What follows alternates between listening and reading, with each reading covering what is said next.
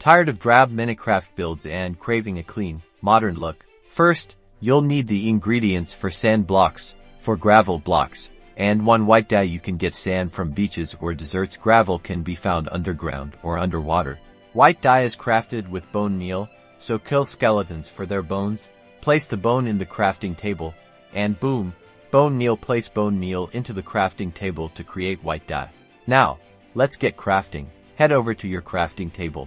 Arrange the sand, gravel, and white dye in the crafting table like this: sand in each corner, gravel in the middle of each side, and the white dye in the very center. This will give you 8 blocks of white concrete powder. Mine the concrete powder and place it wherever you need it in your build. The secret ingredient that turns concrete powder into concrete is water.